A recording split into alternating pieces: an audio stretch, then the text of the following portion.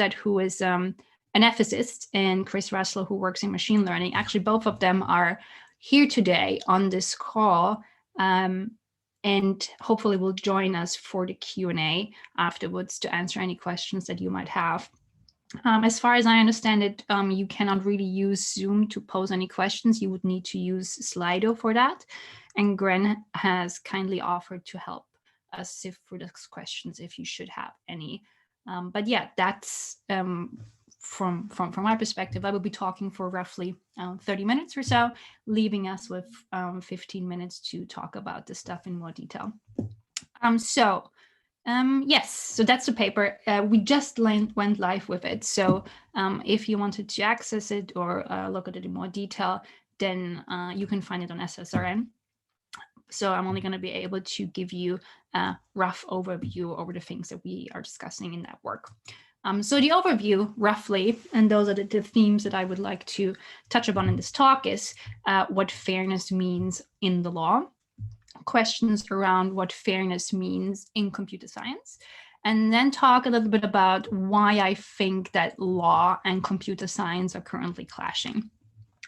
What I would like to do is to start the talk by telling you about the findings that we had, and then use the rest of the time to tell you how we arrived at this point.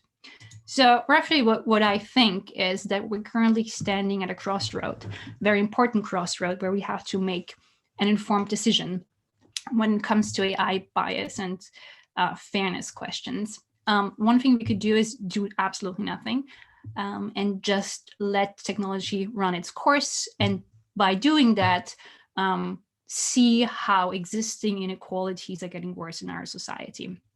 The second option is that what I think a lot of things are currently pointing towards that is not trying to make things worse, trying to fix the technology and ensuring that things don't get worse as they currently are. And the third option that we have is using machine learning and AI to shed light on existing inequalities and use this as a starting point to start fixing society and to actually improve the situation for the majority of the people. So those are the three options that I think are ahead of us. And now I'm going to tell you how we arrived at this conclusion. But first, I think it makes sense to talk a little bit about bias and what we mean by bias. Inspired by Nissenbaum's classification, we think it's helpful to think about bias in two types of biases: technical bias and societal bias. So by technical bias, we mean that the problem that you're dealing with stems from the technology itself. So this could be biased data sets or design choices that you make. So an example would be, for example, machine facial recognition software. And we know that facial recognition software works worse for women and for people of color. Why? Because the technology has been trained on predominantly white faces. So you have a technical problem that then leads to an unfair outcome for certain groups in society. That's the idea of technical bias. Another way of thinking about bias is societal bias. So societal bias means that the trouble actually stems from the human making the decision, and their decision then flavor the data and the decisions that are being fed into the algorithm. So for example, if you have somebody that is making hiring decisions and is deciding that people with disabilities should not get any jobs, this data and this decision-making process feeds into the algorithm and then leads to the fact that people with disabilities are being rejected at a higher rate. Of course, this distinction between societal and technical bias is not absolutely clean. One informs the other, obviously. There's a reason, for example, where we have facial recognition software that is trained on predominantly white faces. It is just a result of societal inequality in itself. But I think this distinction is still very helpful because it shows you what people are teaming up to fight against. One camp is trying to fix the technology in itself, and the other one is trying to fix society, the underlying social problem. So let's have a look at how the law thinks about it. What is it that the law wants to fix? So I think it will come as no surprise that the law is about fixing society. But what does it actually mean? What does fairness actually mean under the law? And And here again, it will come as no surprise that the law thinks that everybody is equal. And this goes back to Aristotle, who said that you should be treating alike cases alike and unlike cases differently. Sounds very clear, but again, it leaves you wondering, what does equal treatment actually mean? And to talk about this in a bit more detail, I actually want to go back to a very personal story of myself that inspired me to study law in the first place. So I must have been roughly 6-7 years old, and we read a piece in class that was called The Wise Judge. So The Wise Judge centered around a story of two siblings, a brother and a sister, fighting over cake. And the judge was then tasked to make a decision who should get what share of the cake. And the way that the judge decided that case was to say the brother is the one that gets to cut up the cake, but the sister is the one that gets to choose first. And I remember that vividly when we read that story, and I thought, what an elegant, fantastic way to make sure that everybody gets an equal piece. If a discipline is able to come up with such a foolproof, clear way to establish equality, then I want to be part of that. And I think it really, really inspired me. And I think a lot of people will agree that this is a very neat way of making sure that everybody gets an equal share. But what if I told you that the sister hasn't eaten in 3 weeks? Would you still think that having an equal share is a fair outcome or not? And this discrepancy, this conundrum, is exactly what is reflected in the concepts of non-discrimination law in Europe. We have roughly 2 types of concepts. We have formal equality and substantive equality, or de facto equality. So formal equality means you treating everybody the same. You're not making any notes of who those people are. You just making sure that everybody gets the same size piece of cake. Or you have substantive equality, which is you not trying to close your eyes between the differences between the group. You actually take into consideration that somebody hasn't eaten in 3 weeks, and therefore you give them a bigger share. And then, of course, you have equality of results, which means that you actually are more on the more radical side of things, that you care about what the outcome actually is. So, for example, in Northern Ireland, there's a law that says there has to be a 50-50 splits between Catholics and Protestants in the police force because of the historical troubles that those two sides actually have.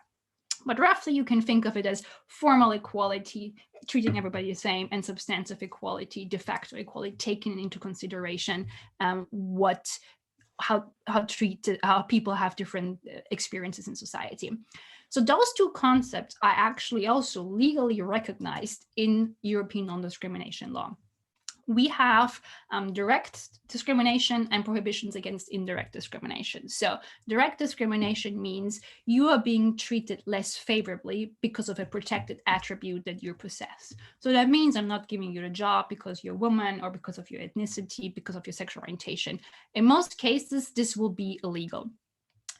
So as you can see, this goes very closely to formal equality and the Aristotelian postulate of treating everybody the same, closing your eyes for the differences of different people. I'm just making sure everybody gets equal treatment. And then you have indirect discrimination, which is more akin to substantive equality. So indirect discrimination means that a seemingly neutral provision, criterion, or practice is applied to everybody equally, but it just so happens that it poses a particular disadvantage on a protected group when compared with others in a similar situation. So that means if I'm hiring and I'm saying, oh, I'm only going to hire people that are taller than 2 meters, you will see that height is not a protected attribute. It seems neutral on the face, but you will understand that having a height requirement when hiring will at least disadvantage women in that process. So this is the really big difference between indirect and direct discrimination. Indirect discrimination really wants to acknowledge the social hurdles and struggles and actual factual differences between those groups. This concept the indirect discrimination, substantive equality, was created to dismantle the underlying power structures. You can think of it as a diagnostic tool that helps you shed light on where inequality exists and tries to exemplify where more social engineering needs to happen. The basic underlying assumption is that everybody is equal, and if the outcome of a system making decisions is unequal, then there is something wrong with the system, not the people. And once this happens, once you have the idea that you think that something might be wrong with the system, so prima facie discrimination, so on the face discriminatory, like with the height requirement, what would happen is that the burden of proof then shifts to the alleged offender, so those who are making the decision, and they then need to justify themselves using a legitimate interest and that they're pursuing a proportionate and necessary means. I'm going to talk about that later, but that's the roughly distinction here. So what you can say is that even though the law has this distinction between formal and substantive equality, it's very clear from the literature as well as from the case law that the declared aim of substantive equality, the declared aim of non-discrimination law is substantive equality. That means just closing your eyes, giving everybody an equal share of piece of cake is not good enough. You ought to take an active role in dismantling inequality. For example, making sure that everybody has equal access to health or education. It's really about trying to redistribute resources from the disadvantaged, from the advantaged to the disadvantaged. It's about equal access to social goods for all people. It's not just about economic disadvantage. It's actually about actively trying to promote diversity, social inclusion, making sure people can participate in the community. It's about solidarity. So you can see the aim of the law is actually to change the power structures in society, not just closing your eyes for to the differences and treating everybody the same. So this is what the law wants when they think about fairness. So what does computer science want to fix when they talk about fairness? And again, it probably will come as no surprise that the tech community very often is interested in trying to fix the technology, which makes sense. So let's talk a little bit about how they are dealing with that. So very often, the fairness metrics that are being developed in order to detect discrimination are based on what's called conditional independence. So conditional independence means that you're trying to make sure that the target variable that you want to predict and the additional and conditional attributes are independent from a protected attribute, for example, sexual orientation. So if you're trying to figure out if somebody should get a loan, your target variable, you want to make sure that this target variable and an additional attribute, for example, salary, are independent from sexual orientation, ethnicity, and gender. So based on this idea of conditional independence, we came up with a classification structure that lets you divide all those fairness metrics up in either being bias preserving or bias transforming. So what do we mean by bias preserving? So bias preserving means that the metric has an explicit dependence on the target variable. So what does that mean? That means if I want to know if somebody should get a loan, that's my target variable, I'm also conditioning on the same variable, for example, past loan decisions. And I want to make sure that those are not depending on race, gender, sexual orientation. So basically what you're doing is you're asking the question if prior candidates who have applied for a loan and were successful in repaying it, do those people look similar to the person that is now applying for a loan? What you're trying to do is trying to match error rates across groups. What you're trying to do is check whether the false positives and the false negatives are equal across the groups. So in other words, what you're trying to do is you're trying to preserve the error rates, not making things worse than they used to be, not making more mistakes than you used to, therefore bias preserving. The other category that you could fall into, according to our classification, is bias transforming. This means that the target variable is that the variable that you condition on is not the target variable. It could be something very different. The key difference is that bias transforming metrics usually are satisfied when the decision rates are matched, whereas bias preserving fairness metrics are satisfied when the error rates are being matched. So let's go back to bias preserving. At first look, it looks actually quite fair, because what is it that you're doing? You look at past loan decisions and you see if somebody was able to repay a loan, or you look at university admissions and you see, oh, those people did very well in law school. Therefore, if this person is similar to a past candidate, well, we should admit them, because obviously we can have some assumption that they will also do well in the future. Or should we give insurance to this person? Somebody very similar did not actually get sick, so they would be a good candidate for getting insurance. And the same for jobs. So what you're doing is you're assuming that you have some ground truth. You're trying to use the past decisions that you made to justify the future. You're trying to use the status quo as a neutral starting point to make decisions. But the issue is that the status quo is not neutral at all. And I want to talk about one particular example in the paper. We talk about much more. Unfortunately, because we're pressed for time, we cannot go into all of those at once. But let's talk about grades, for example. I think most of us will agree that that very often our grades can be very subjective.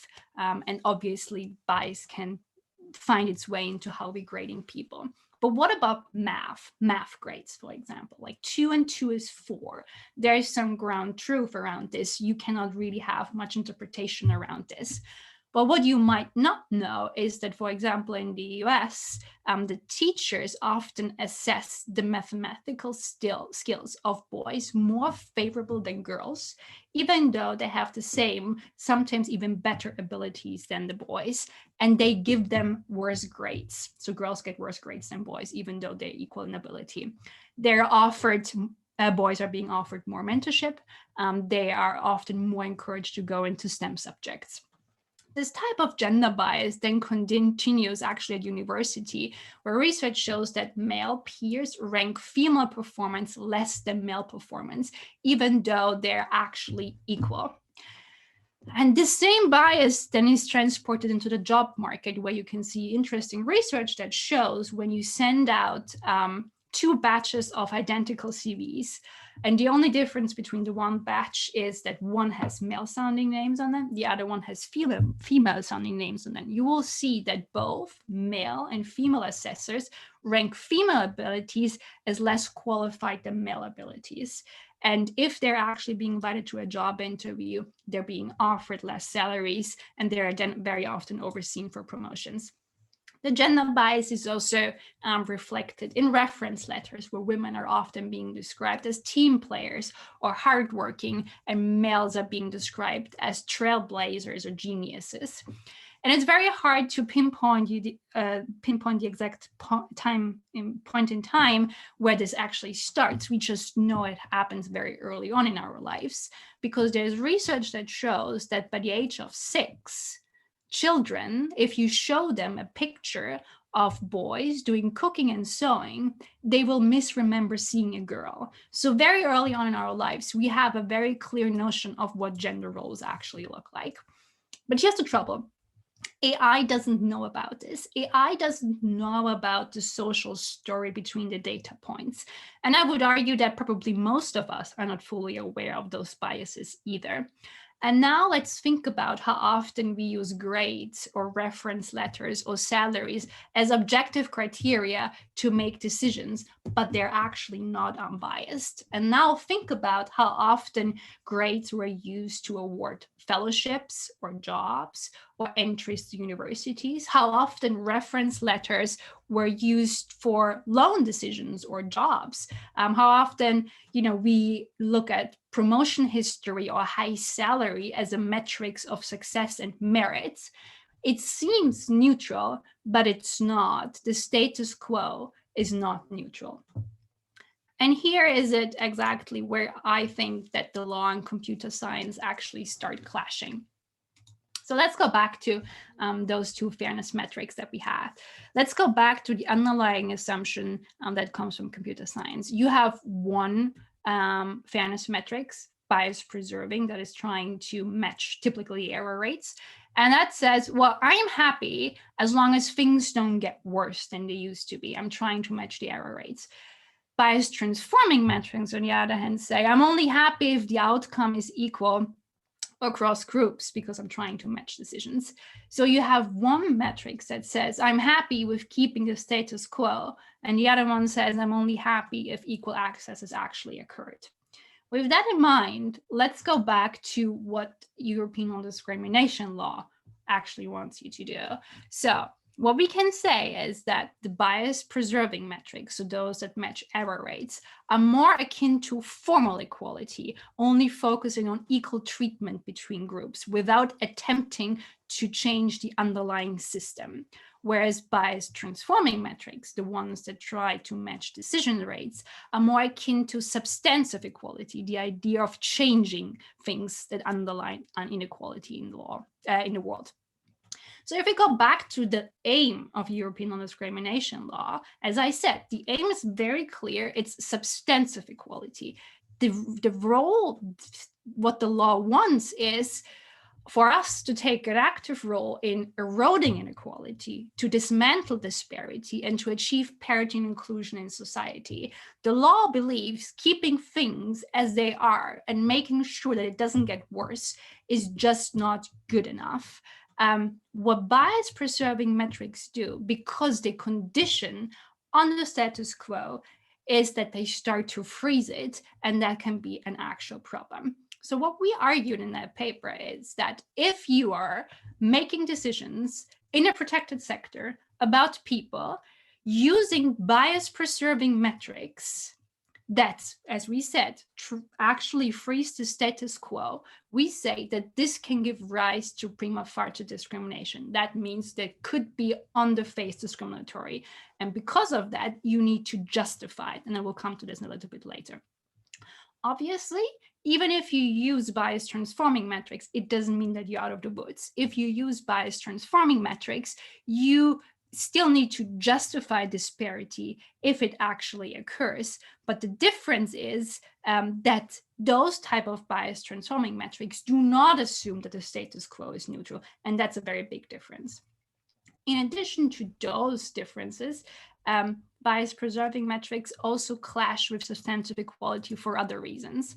So one of them is that in bias preservation, the reason as to why somebody didn't get the job, for example, don't play a role at all. So what does it mean? So like reasons for not hiring somebody because they're Black would be just as good as other reasons as to like they didn't have a PhD. You cannot actually see what the reasons were for the decision. So you actually don't have any ground truth whether it was the right decision to begin with. So conditioning on this is actually a problem. Second, you don't have actually information about the counterfactual universe. Again, you're pretending to have ground truth, but you don't. You only have information about the people that were actually invited to a job interview and those who got hired, went to university, but you don't have any information about those who were rejected. Obviously, you could use proxies for that. So for example, you could use a high credit score to estimate whether somebody will repair a loan, or you can predict if somebody will be arrested to predict if they will break the law. But there is a mismatch between the thing that you're predicting and the proxy that you're using. And by doing that, you're just inviting more bias into this because the proxies are just as biased as the other data as well. And lastly, by conditioning on the status quo as a neutral starting point, you're overestimating the role of meritocracy, and you ignore other things like inheritance and luck, unequal opportunity, and discrimination. So just a couple of stats here. In the US, for example, 40% of the children who are born in the lowest income group remain there for the rest of their life. It's 20 in Nordic countries, 30% in the UK. An interesting study, OECD study on social mobility from 2020 showed it takes six generations in Germany to move from the lowest income bracket to an average income bracket. It takes 5 generations in the United States. and Austria, and at least 3 in Finland and in Sweden. So you can see social mobility is actually quite hampered here. So after this discussion of bias preservation, the question is, how prevalent are bias preserving metrics in the CS literature? So what we did is we looked at 20 different fairness metrics that are currently out there and try to assess whether they would fall under bias preservation or bias transforming. 13 out of 20 are bias preserving fairness metrics. So roughly 2/3 of them use the status quo as a neutral starting point to make decisions. This does not mean that bias preserving metrics don't have a role in society and have a place.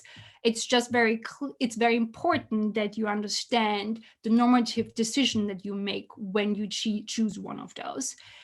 Bias preserving metrics can be used without any problem for things like diagnostics or testing or research purposes. And actually, you should test as much as possible, because you're going to be liable regardless if you knew about it or not. Intent is not a prerequisite for being charged with discrimination. Second, you can still use it for making decisions about people in situations where, for example, there is no normative consensus of what a good decision actually would look like. And just making sure that things are not getting worse might actually be good enough in this particular instance. You can also use bias preservation where the ground truth labels are actually known, or where there is no bias, or the bias is actually justified, or you're using it in a jurisdiction that only pursues formal equality. What we are arguing is that if you're using bias preserving metrics for decision making about individuals in a protected sector in the European Union, that this can give rise to prima facie discrimination, and you might need to justify this. Again, in short, what you're doing is, by choosing a fairness metrics, you're making an explicit decision on whether or not the status quo is acceptable or not. Okay, so after all of this and the long journey on how what the law actually wants, the law wants us to erode inequality. First question that will come up is, okay, who is supposed to be doing that? Who is the one that carries the burden of trying to make the world a better place? And that's the hardest point, because it's a bit of the hot potato that nobody wants to touch. It's very clear that the scholarship as well as the case law agrees that there is something like a duty to dismantle inequality, but who should be that person and what that duty actually looked like is still very much disputed and discussed.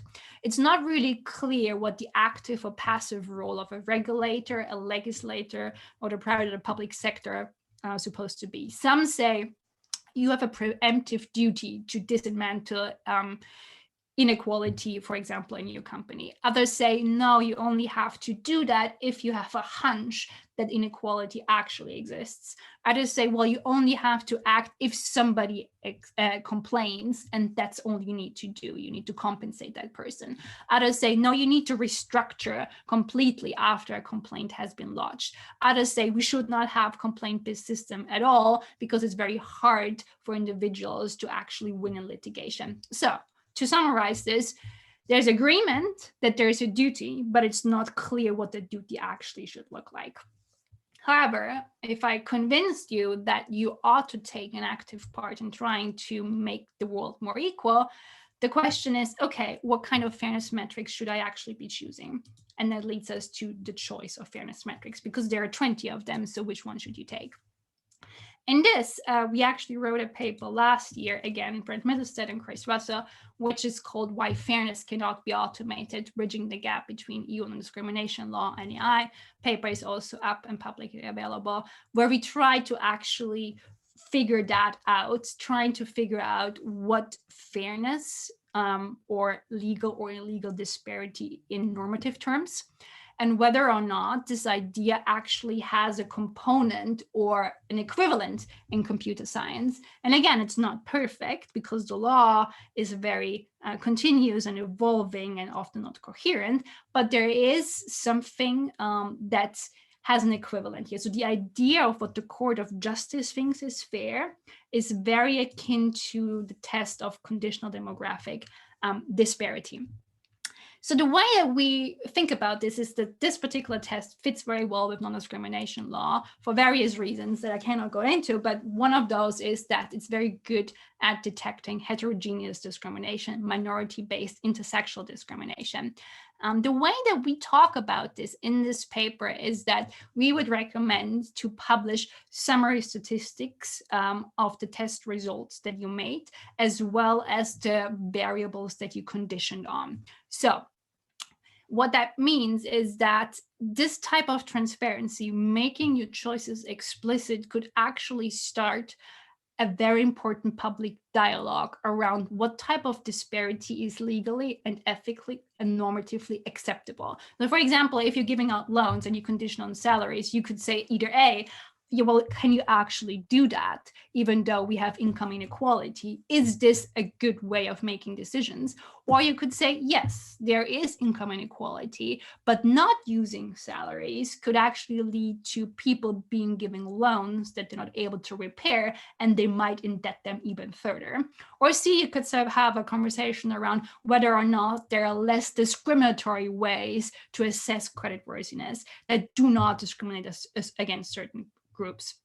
So the advantage of that particular test and the publicly available summary statistics that we suggest is that you open up the doors to a really important public dialogue about what is acceptable in a society and what is not. And we argue if you are open to the dialogue, you show commitment to the duty of substantive equality because it means you're reflecting on those issues. Okay, so let me conclude by coming back to the first slide that I showed you, which is to say, I think we're standing at a crossroad where we can do one of three things. We can either do nothing and let things get worse. We don't have to do anything actively for this. Inequality will just ramp up because this is how the technology works. The second thing is that we can use our efforts to try to fix technology and prevent things from getting worse. Or three, and that's my personal preference, is that we can use technology to shed light on inequalities and then use this as a starting point to erode disparities in the world. From a legal perspective, it's very clear what you should be doing from a legal perspective, what the law wants you to do.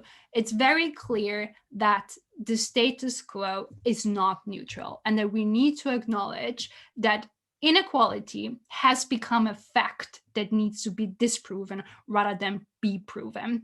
From a European perspective, it's very clear if you said we're just going to keep things as they are, that this is not going to be good enough because the aim of the law is substantive equality. And in the same way that the status quo is not neutral, it's also very important to understand that the choice of fairness metrics is not a neutral act. You have to think about the underlying assumption that you're making when you're choosing a fairness metrics. You have a fairness metrics, one of them that is trying to match error rates, more akin to formal equality, using the status quo as a neutral starting point. You have another one that is more akin to substantive equality, trying to match decision rates. And that allows you to acknowledge that certain groups have had it worse than others. So what you need to understand is that whenever you're choosing a metric, you are making an explicit decision on whether or not the status quo is neutral, and you have to be aware of that. As I said, barriers preservation in that paper still has values for in certain areas. I said research and in certain jurisdictions and for certain purposes, it still might be fine. Because it is very complicated and because you have to cross ethics and law and tech, we actually in this paper came up with a checklist that is hopefully helpful to navigate through the jungle that is European non-discrimination law, hopefully helping you to choose the most appropriate fairness metrics. As I said, you can use both. You just need to be aware of what it actually says, and be aware of the legal consequences around this. If you are in a European context, in a protected sector, making decisions about people, we would recommend using some form of bias transforming metrics. And as I said in the paper, in this other paper, we recommend that you use conditional demographic disparity, because it's the closest that we have when it comes to finding a match between the legal notion of disparity or fairness and a computer science version of that. And the interesting thing is, the very exciting thing is that the paper why fairness cannot be automated and the conditional demographic disparity test was only recently, either December or January this year, implemented by Amazon in their SageMaker Clarify bias toolkit. So the customers of Amazon Web Services are now able to test their algorithms using a various set of tests, and one of them is the one that we're proposing because it is very suitable for European context, which is extremely exciting. So I want to close by just talk a little bit about how I see the world going forward. What I think is that we really need to get on the same page and understand that technology alone cannot fix society. And more data, adding more data to a data pie is not going to be the answer. What we actually would need is have a real commitment to social change. And I think certain bias metrics can actually help us with that. So the bias tests, bias transformation bias test, or CDD in general, I think are a fantastic way to start having this crucial dialogue. If you made the summary statistics open and release the results of your tests and make clear what the variables are that you condition on, for example, income or PhD, we can have starting a dialogue around what type of disparity is acceptable in our society. And I think that's really the next step that we need to take. We need to have a discussion of what kind of society we want to live in. And we must not allow technology to freeze the status quo, because we will never achieve social equality if we settle for the status quo. Thank you very much. Okay, so I'm gonna stop sharing now. Fantastic. Yes, I hope I did go a little bit longer, but I hope that it was interesting. And yes, I'm happy to ask any questions that you might have. Yes, maybe we can start looking at. Maybe Greg, could you maybe throw us something? Yeah, shall I read them out to you? Yes. Yes. Okay. So we have one question, which has had a lot of votes by Ushnish so the question is: U.S. law put the burden of proof of AI-based discrimination on the individual being hired, which is unfair as the individual does not know what algorithms are being used. Do European laws put the burden of proof of AI-based discrimination on the organization doing the hiring? Yes, so I think it's much more like European law is not perfect, but it's definitely easier for individuals to bring cases. So the first is that intent is not necessary. So roughly what we call direct and indirect discrimination in the US would be disparate treatment, and disparate impact. For neither of those in Europe, you actually need intent. So it doesn't matter if you knew about the discrimination or if you had the intent to do it, you will be liable as a tort-based system, regardless if you knew about it. So there's less of burden to prove that. The thing that you need to do as a claimant is actually just to show that something on the face looks discriminatory. So, for example, with the hiring example that I said, saying that there's a height requirement, for example, that was actual case law. And the court said, yes, having that height requirement looks on the face problematic. And as soon as something looks on the face problematic, the burden of proof shifts over to the alleged offender. And they then have two options. They can either say, this is not true. There is no disparity whatsoever. You could say, look at our hiring history. We have 50-50 split. Obviously, this is not a high problem. Or they could say, yes, there is disparity, but it can be justified. And justified would mean that there is a legitimate interest as to why this disparity actually exists. And that would mean that you are making a claim of saying, I need to pursue this legitimate interest in a reasonable and necessary manner. What's here interesting is that as opposed to the US-based system, which is quite similar in terms of justifying disparity, they would call it a business justification as to why disparity exists. In Europe, saying there's a business reason for disparity would be illegal. So you would not get away by saying it is more lucrative or it costs too much money to establish equality. That wouldn't work. So purely economic reasons, to use purely economic reasons trying to justify disparity would not fly in Europe, both for the private and the public sector. So yes, I think the burden of proof is lesser here in Europe. And I think the reasons that you could use to justify disparity are much more narrowed.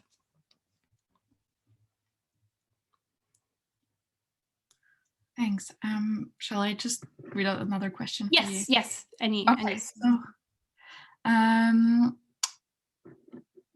the question by Asia is, do your recommendations also apply in settings that are not about individual demographic protected attributes? I'm thinking, for instance, about producers, businesses in online marketplaces, where groups can be defined by features such as business size, business popularity, market geography, etc. Yes, so that's a fantastic point. And I don't have a solution, but I understand this is a very big problem because non-discrimination law obviously defines groups in a way that understand a group in need of to be protected because they have suffered historically for some reason. And the new groups that algorithms are creating do not necessarily map onto that concept. So in Europe, there's a whole literature that is called group privacy that is trying to come to grips with that. Brett Middlestead is actually one of the first people that has written about that. Lynette Taylor, for example, is also a good person to look up her work. For example, Lee Bygrave, Alessandro Montellero, those were the first thinkers that realized that this could be a problem, that the way that humans see humans is very different how algorithms see humans. So we are moving in the direction that we're trying to understand that we probably need different types of protection going forward, but there is no solution yet. But if you're interested in the general discussion around that, I would check out those scholars because they have amazing research in that area.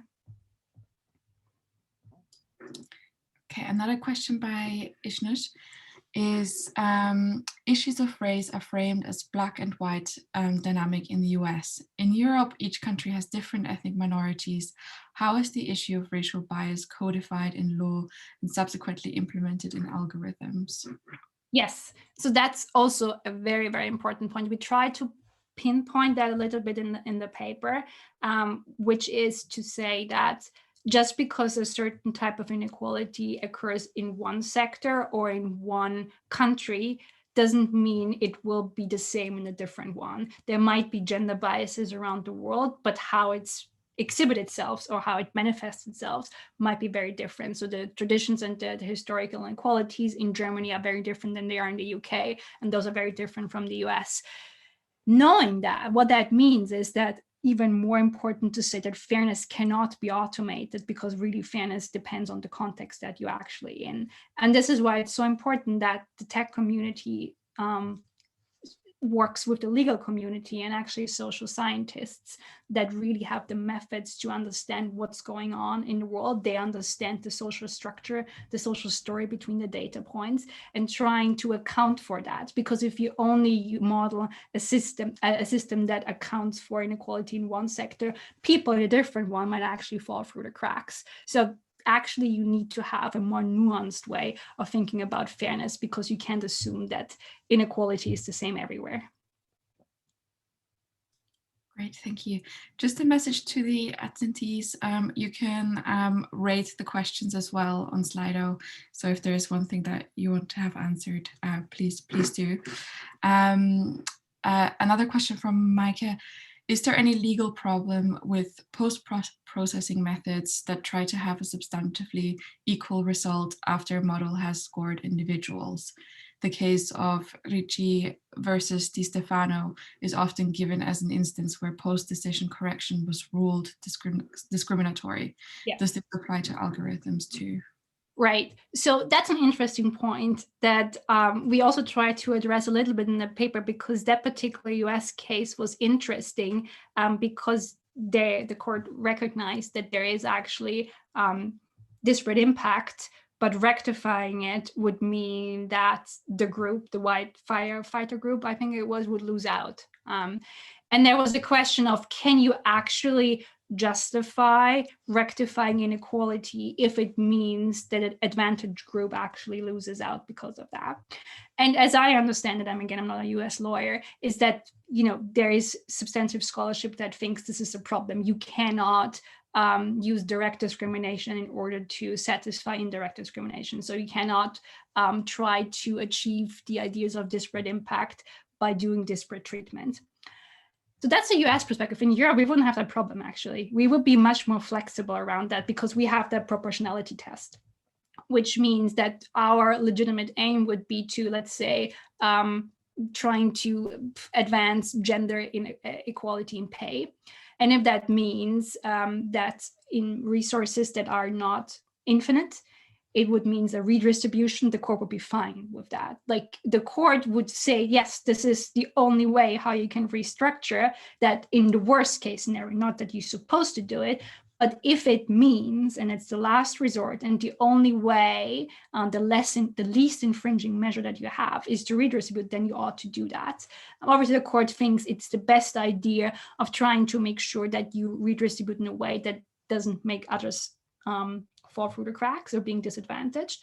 But because the declared aim is to actually level the playing field at some point, if that means that somebody has to lose out, the court will be fine with that. We also have, for example, a more open view on positive action, for example, that you have hiring strategies that say a certain quota needs to be fulfilled. So the more extreme side of things, but Europe would not have a problem with that if it means cutting up the cake in different ways.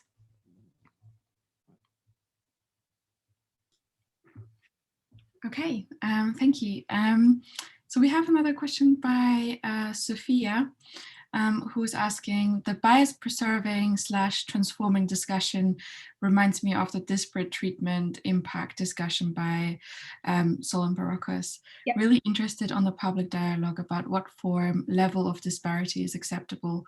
Who should lead this? Regulators like the EHRC? Yes. So I wrote a paper, I think 2 years ago, which is called Affinity Profiling and Discrimination by Association, where I try to figure out what a legitimate interest actually could look like. And I only quickly teased on that in this talk to say that purely business purposes will probably not fly. From a legal perspective, it's clear that the Court of Justice has the last say on what type of legitimate interest is in accordance with the law. Roughly what the court usually thinks is that a legitimate interest is probably more akin to almost a public interest. So that means things like ensuring that the tax system is coherent, trying to protect minorities, environmental purposes, trying to make sure that the youth is being employed. So things where you can see there's a flavor of communal public interest, those are things where disparity can exist. So for example, if you say a forced retiring age, which could be ageist in the non-discrimination law, that disparity can be justified because you want to employ the youth. So if you're acting in the disinterest of a certain group, you need to show that it's actually in the interest of the majority of people. So that's a very important discussion to have. You can look at what the court actually thinks. That's like the formalistic answer to your question.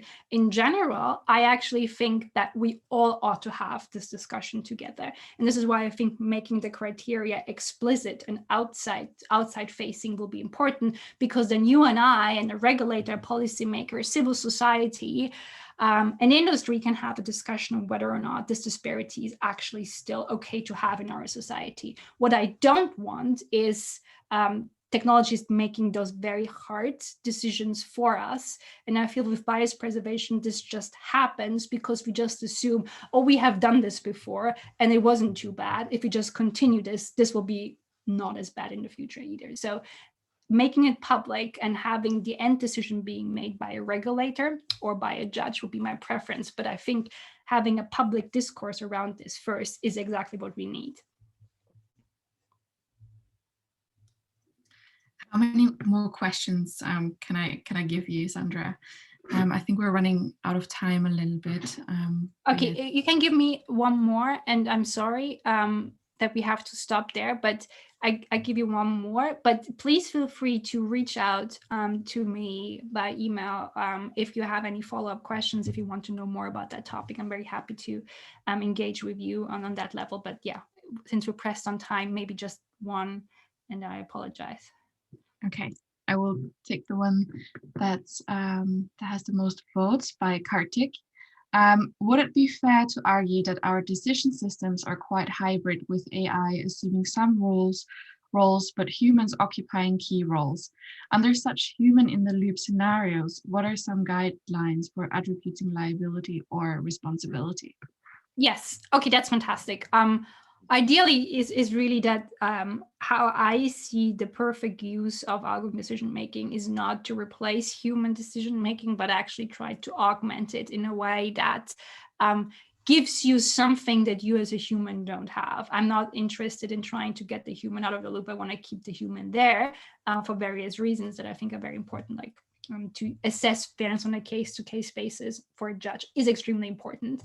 What I think the role of the technology is that it can help you to identify your own blind spots that you might not be aware of. So traditionally, when it comes to judges, the way that judges decide if something is unfair or illegally discriminatory is they look at the case and they are able to understand the underlying social inequality, right? So banning headscarves from the workplace, the judge sees it and is like, yes, of course, this is in conflict with human religion, right? Because you understand how humans work and what tools they use to try to disadvantage certain people.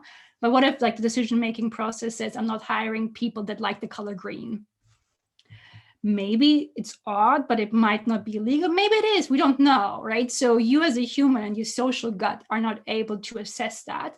So in addition to your social gut, which is the thing that I really want you to keep, I'm going to give you an algorithm that will tell you that, did you know if you use green as a decision-making criteria, you filter out gay people? Like I made this up, right? I made this up, but like there could be a correlation that you are not aware of. And then you start discriminating against certain groups that you were not aware of, and you will be liable for that. Let's be clear. This is why it's so important to test for this, because the courts come after you regardless if you knew about it or not. So what I want you to do, or what judges, regulators to do, is keep the processes as they are, but just have a little helping tool on their side that warns them in a situation where the social gut might not be as good anymore. Cool. Yes, I think since we are at time, thank you so much for all those amazing questions and for listening to a law talk. After all, it was a pleasure to be here. As I said, my email is open if you wanted to follow up on this or know more about the paper. It's also publicly available. Just feel free to have a look at it. For now, yes, I thank you very much for taking the time, and I hope that we'll find a way to engage together in the future. Thank you.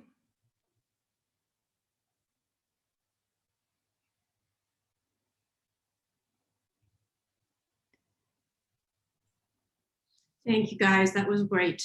Appreciate it. Yes. Should we stop the recording or do it Yeah, by you? it's really not a big deal, but yes, I Okay. can pause it.